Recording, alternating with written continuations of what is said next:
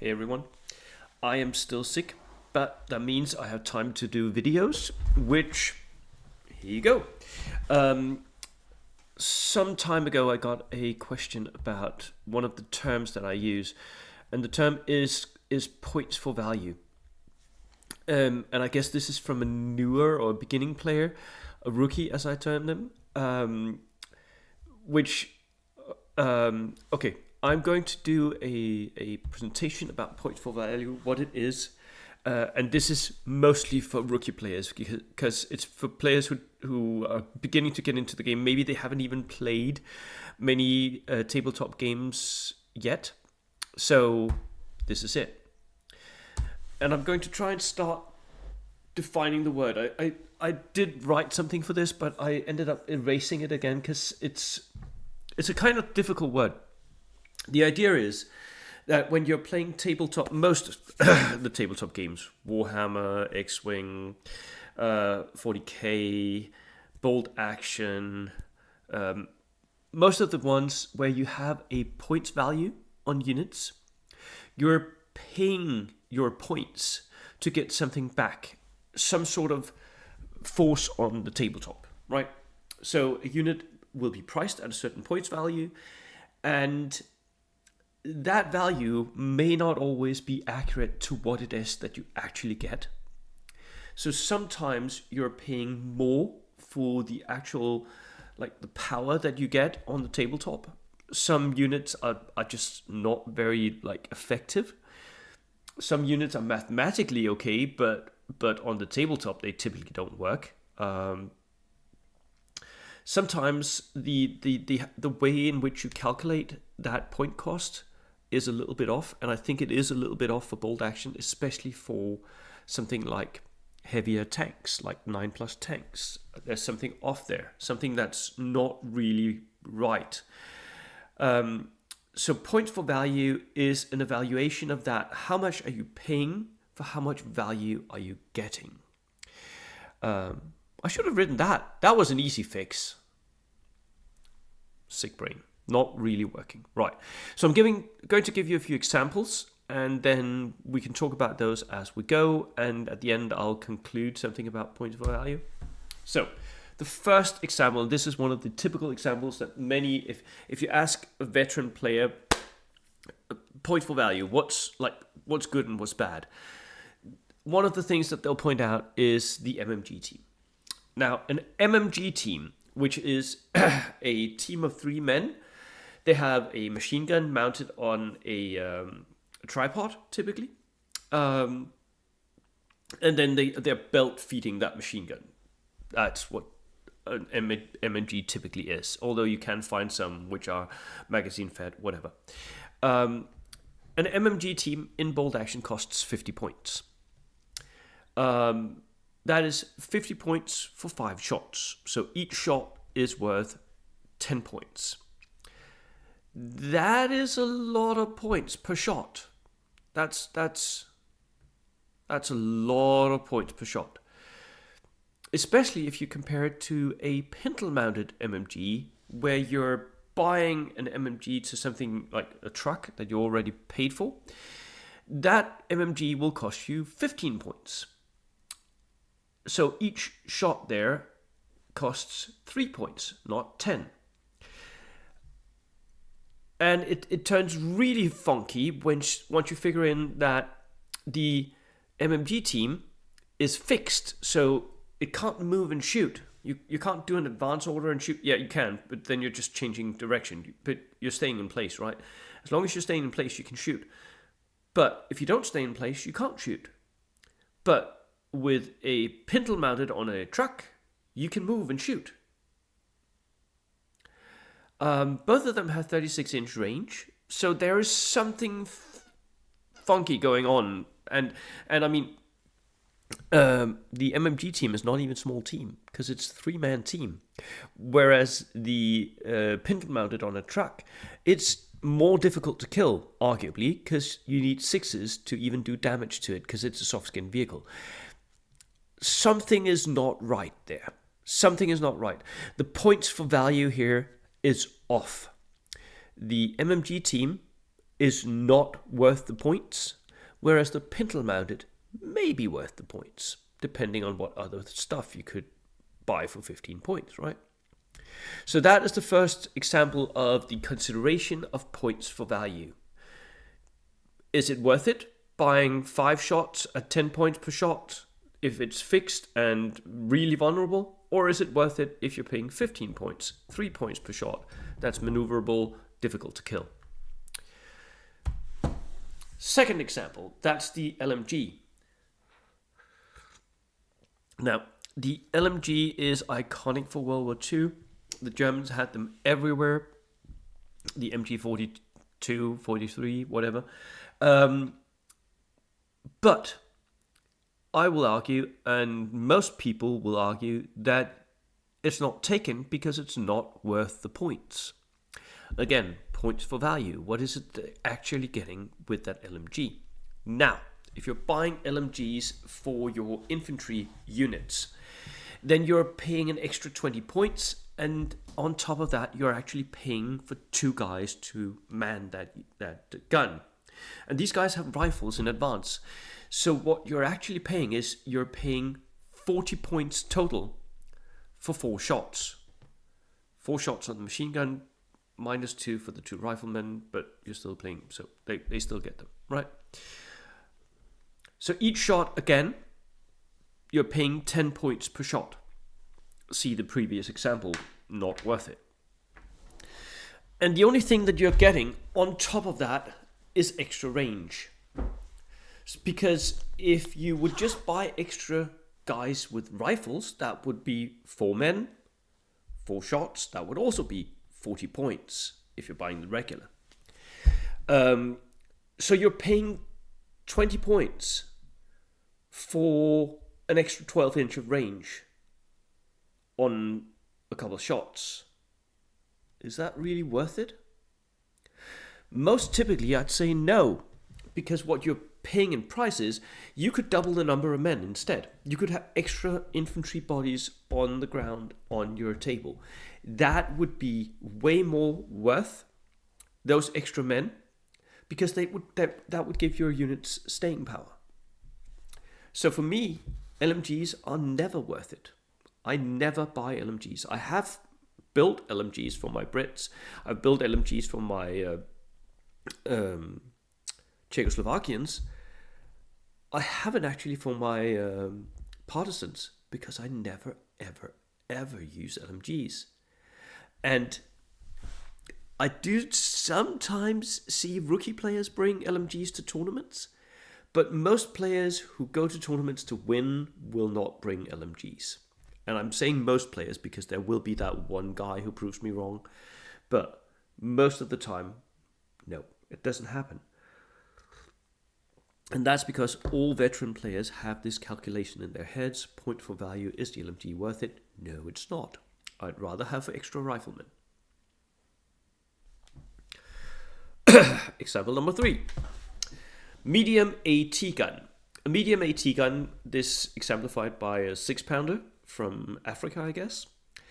A medium AT gun is 75 points if you're buying it regular. You get 3 men, it's fixed, but you get a gun shield, so you're 6+ to kill, which is good. We heard that before. But unfortunately, you only have HE1, which means that if you're shooting at infantry, you can hit 2 infantry dudes, right, if you hit it. Over a game, you'll get 6 to 7 shots because of 6 to 7 turns. Maybe not every turn you'll get a shot, so that might go down a bit.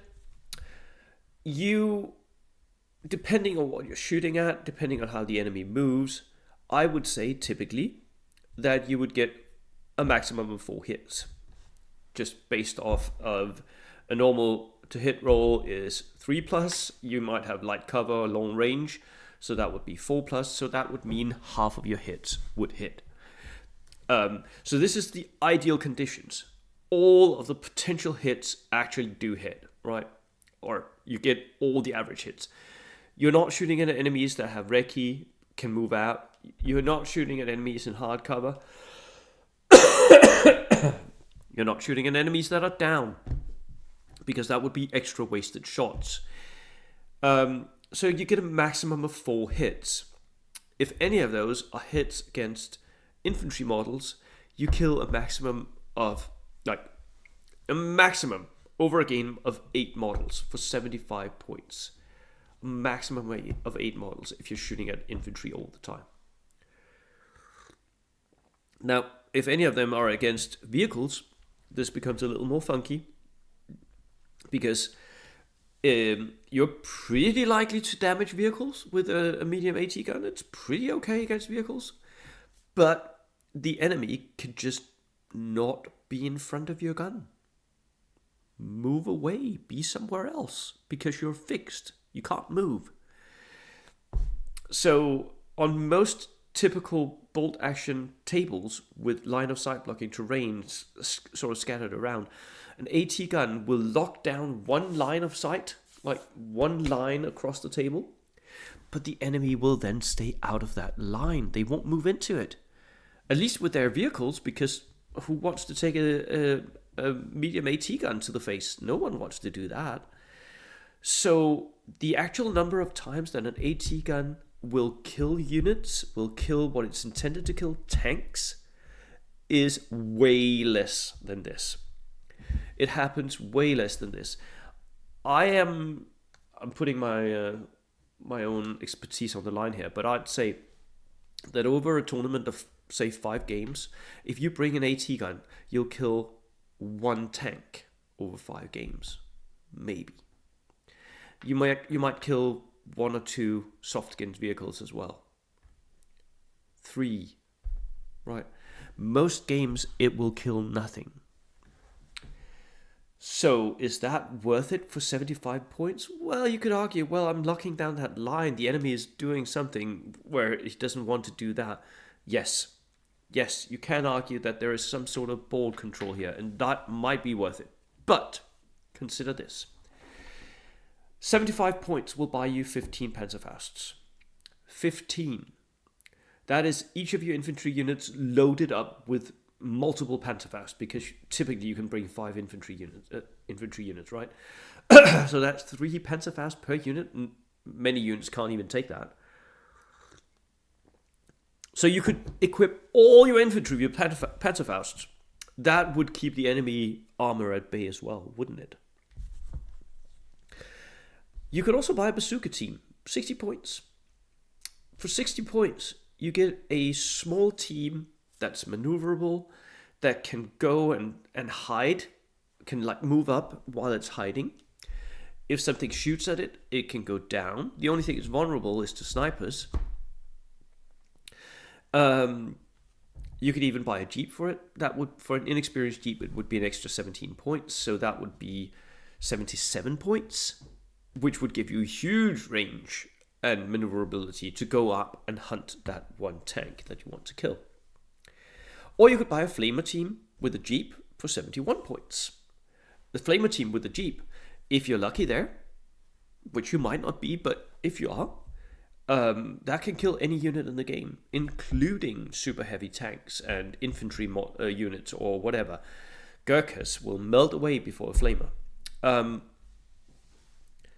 So for comparative points values, you're getting way more bang for your bucks buying Panzerfaust, buying bazooka, buying a flamer team and jeep.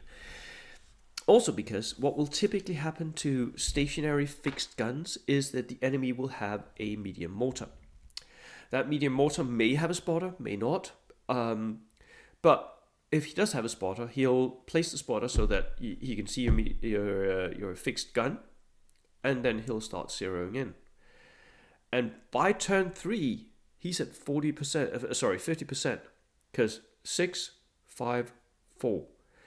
By turn 4, you're very likely to have been zeroed in on, and you're hit, and you're out of the game. So no, medium AT guns are definitely not worth it. Points for value. Example number 4. I thought I might take something that is worth it. Points for value. The infamous Darker Stewart. Now, the M3 Stewart light tank came in the early war loaded up with machine guns. So they had sponson machine guns. So in the hull, it had 3 machine guns. And then you had a coaxial machine gun in the turret, and then potentially a pintle-mounted machine gun as well. Although most people who run Darker Stewarts, myself included, don't run the pintle-mounted machine gun. So for a bare bones, not recceed, whatever, but for a bare bones Darker Stewart, you pay 130 points. It's got a light AT gun and 18 machine gun shots. That is 2 LMGs and an MMG in the hull, and then 1 MMG as a coaxial. It's vulnerable in the sides, and it's 8+. So this can split fire 2 ways. It can fire its main gun at an armored target, and then the hull at some infantry, which is how most people use them most of the time. Or they'll split fire the coaxial machine gun at one infantry target that they want to give a few pins or whatever, and then the hull at something that they want to go down or want to kill. 13 shots coming at a unit is not nothing, let me say that.